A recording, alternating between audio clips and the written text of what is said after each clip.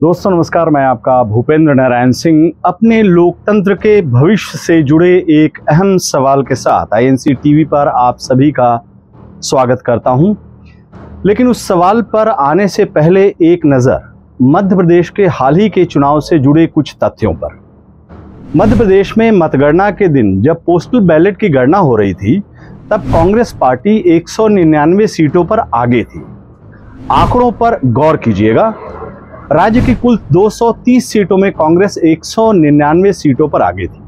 Vote प्रतिशत के हिसाब से देखा जाए तो कांग्रेस को बैलेट पेपर में बीजेपी से 21% ज्यादा वोट मिले थे।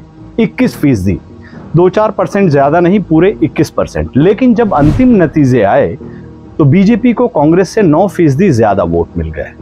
बैलेट पेपर के गणना में जो कांग्रेस राज्य की कुल 230 सीटों में 199 सीटों पर आगे थी, वो अंतिम नतीजे में महज 66 सीट्स पर सिमट कर रह गई। पोस्टल बैलेट की गिनती में केवल 31 सीटों पर आगे रहने वाली भारतीय जनता पार्टी 163 सीटों पर जीत दर्ज करके चैंपियन बन गई। और ये सब चमत्कार कब हुआ? तब जब ईवीएम ने बीजेपी के पक्ष में अपना जलवा दिखाना शुरू किया। राज्य के पूर्व मुख्यमंत्री एवं सांसद दिग्विजय सिंह की टिप्पणी पर गौर फरमाइए। पोस्टल बैलेट के जरिए कांग्रेस को वोट देने वाले और हम पर भरोसा जताने वाले सभी मतदाताओं का धन्यवाद। तस्वीरों के आंकड़ों में एक प्रमाण है जो यह बताता है कि पोस्टल बैलेट के जरिए हमें यानी कांग्रेस को 199 सीटों पर बढ़त है, जबकि इनमें से अधिकांश सीटों पर ईवीएम काउंटिंग में हमें मतदाताओं का पूर्ण विश्वास नहीं मिल सका। यह भी कहा जा सकता है कि जब तंत्र जीतता है तो जनता यानी लोग हार जाती है। हमें गर्व है कि हमारे जमीनी कार्यकर्ताओं ने जी जान से कांग्रेस के लिए काम किया और लोकतंत्र के प्रति अपने विश्वास को पुख्ता किया। इस मामले में जबलपुर की 8 सीटों के नतीजे और भी चौंकाने वाले हैं।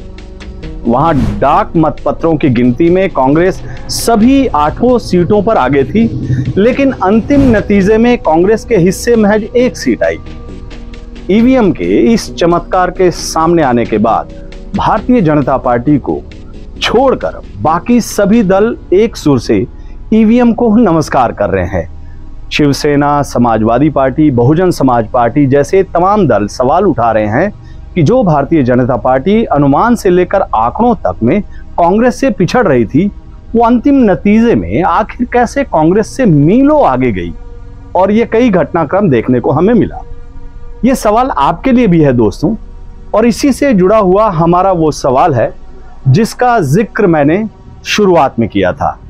क्या लोकतंत्र के भविष्य को सुरक्षित करने के लिए हमें जादुई ईवीएम के चमत्कार को दूर से नमस्कार कर लेना चाहिए? आपके सवाल के जवाब के इंतजार में मैं आपका भूपेंद्र नारायण सिंह। नमस्कार।